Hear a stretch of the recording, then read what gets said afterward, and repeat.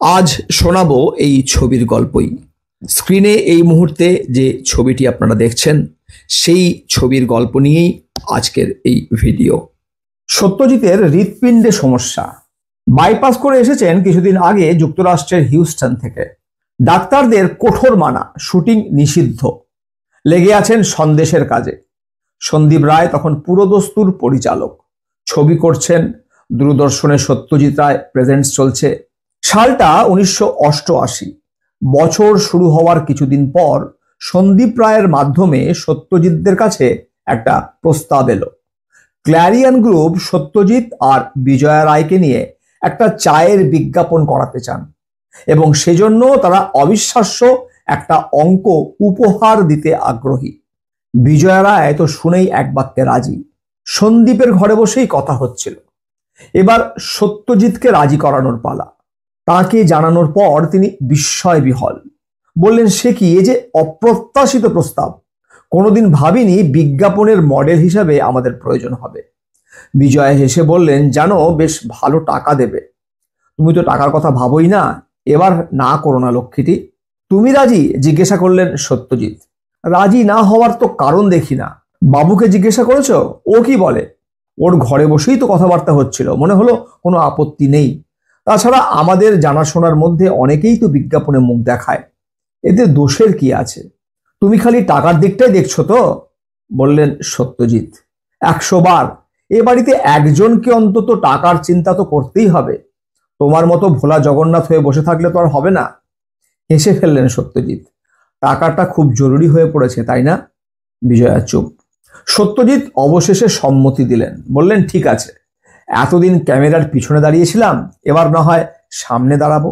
সত্যজিতের সম্মতি পেয়ে ক্ল্যারিয়ানের লোকজন তো আনন্দে ডগমগ। তারা চলে গেলে সন্দীপ রায় একটু গম্ভীর হয়ে গেলেন। প্রশ্ন তার, বাবা এত সহজে রাজি হয়ে গেল? বিস্মিত বিজয়া বললেন, কেন, তোমার আপত্তি আছে? আমি তো ভেবেছিলাম তোমার সাথে কথা বলে ওরা আমাদের অ্যাপ্রোচ করেছে। একেবারেই না। ওরা যে প্রপোজালটা দিয়েছিল সেটা তোমাদের জানিয়ে দিলাম। আমার কিন্তু একেবারেই ভালো লাগছে না মা। কেন, এতে দোষের কি আছে? কি বলছো মা? বাবার মতন বড় মাপের মানুষ বিজ্ঞাপনে মুখ দেখিয়ে টাকা রোজগার করবেন? এতে করে ওকে কতটা ছোট করা হয় সেটা চিন্তা করে দেখেছো? না বাবু, আমি অত চিন্তা করিনি। শুধু মনে হয়েছে আমাদের টাকার প্রয়োজন। তোমাদের তো সংসারের কথা চিন্তা করতে হয় না, সেটা আমাকেই করতে হয়।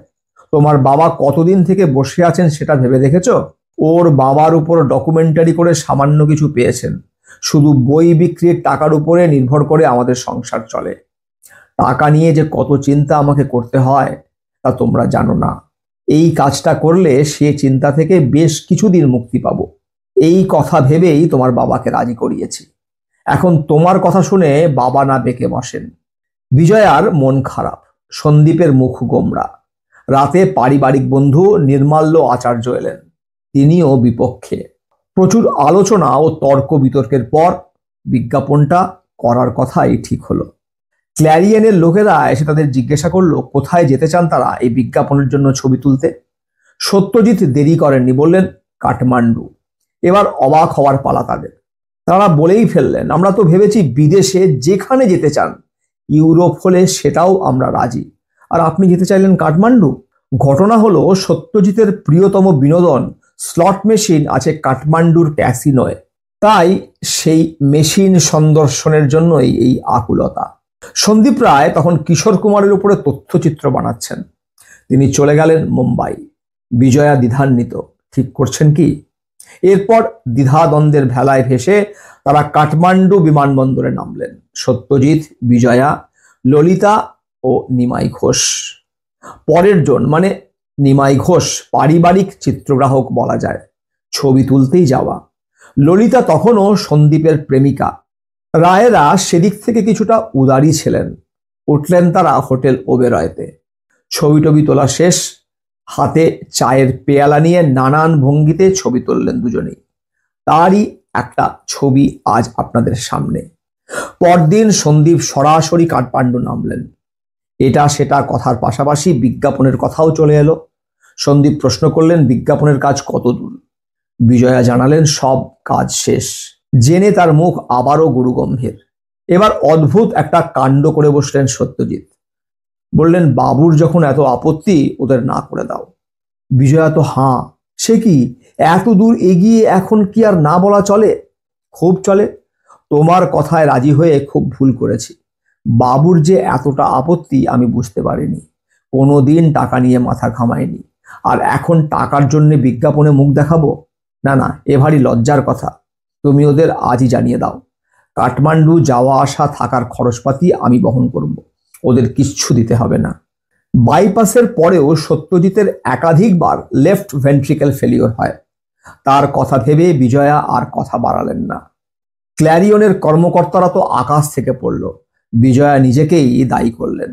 সত্যজিৎ সব খরচ বহন করবেন সেটাও জানাতে ভুললেন না। ওরা তো নেবেনই না, কিন্তু বিজয়া দৃঢ় রইলেন এবার। সে বছর ছিল লিপ ইয়ার। 29শে ফেব্রুয়ারি তারা কাঠমান্ডু থেকে ফিরলেন। 14ই মার্চ ক্ল্যারিয়নের কর্তা সারাবজিৎ বিজয়াকে এসে ধরলেন। টাকার জন্য না হয় নাই করলেন তারা। ক্ল্যারিয়ন বিজ্ঞাপন দেবে পত্রিকায়, যে টাকার পুরোটাই রায় দম্পতি দাতব্য প্রতিষ্ঠানে দান করবেন। রাজি হলেন না বিজয়া রায়। আর চায়ের ব্র্যান্ডটা ছিল ব্রুক বন্ড, লিপটন। ছবিটা সে সময়ের তোলা ছবিগুলির একটি। ছবির এই সজ্জা যথারীতি সত্যজিতের। কাপড় বেছেছিলেন নিমাই ঘোষ। কেমন লাগলো আজকের এই কাহিনী? এরকম আরো গল্প ছবি নিয়ে আসবো আগামীতেও। আজ এ পর্যন্তই। যাওয়ার আগে চ্যানেলটি সাবস্ক্রাইব করার পাশাপাশি বেল আইকনটিও প্রেস করতে ভুলবেন না। ধন্যবাদ, ভালো থাকুন এবং অবশ্যই সচেতন থাকুন।